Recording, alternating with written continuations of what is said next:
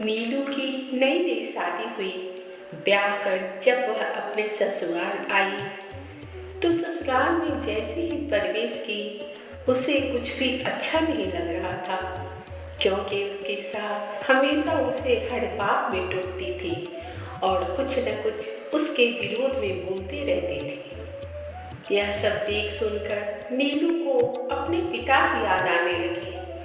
हर पिता के समान उसके पिता भी उसे बहुत प्रेम करते थे। बचपन से लेकर बड़ी होने तक पिता ने अपनी बेटी की सारी जरूरतों को पूरा किया था और बड़े लाडों से अपनी बेटी को पाला।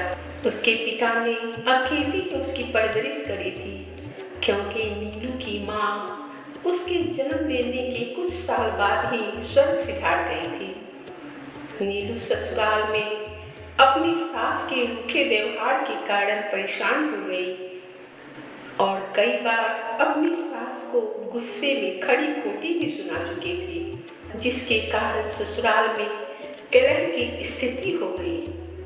एक दिन नीलू अपने पति से बोलकर कि मुझे मेरे मायके पहुंचा दो, अपने पिता के घर वापस आ गई और रो रो कर अपने पिता को सास की पूरी कहानी बताई और बोली, पापा मैं अब उस घर में नहीं जाऊंगी, यहीं आपके पास रहूंगी। यदि आप मना करेंगे तो मैं आत्महत्या कर लूंगी। पिता ने बेटी की बातें सुनी और बोले, हाँ बेटा तुम यहीं रहो, मैं तुम्हें ससुराल नहीं भेजूंगा। नीलू को अपने पिता के घर रहते हुए पूरे 1 हफ्ते हो गए। एक दिन नीलू के पिता ने प्यार से नीलू को अपने पास बैठाया और बोले, बेटा तू मेरी एक बात मानेगी? नीलू बोली, हाँ पापा बोलिए, मैं आपकी हर बात मानूंगी। उसके पापा बोले, यदि मैं तुम्हें एक बार जैसा कहूँ वैसा करने को तैयार है तो मैं कुछ बोलूँ।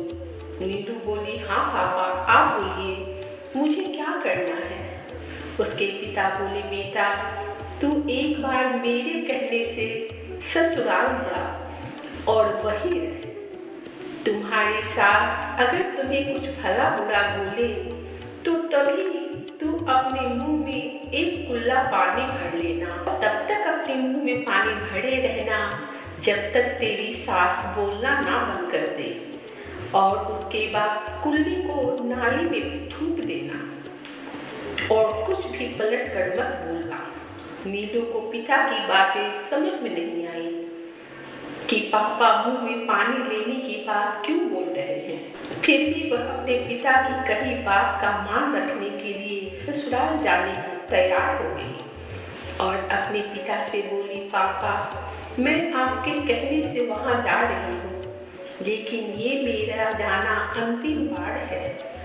अगर वही सब पहले जैसा मेरे साथ वापस हुआ तो मैं फिर कभी ससुराल नहीं जाऊंगी। पापा बोले, हाँ बेटा मैं तुमसे वादा करता हूँ, यदि वही सब दोबारा हुआ तो मैं तुम्हें खुद आकर वहां से वापस ले आऊंगा। नीलू ससुराल वापस लौट आई। नीलू ने ठीक वैसा ही किया।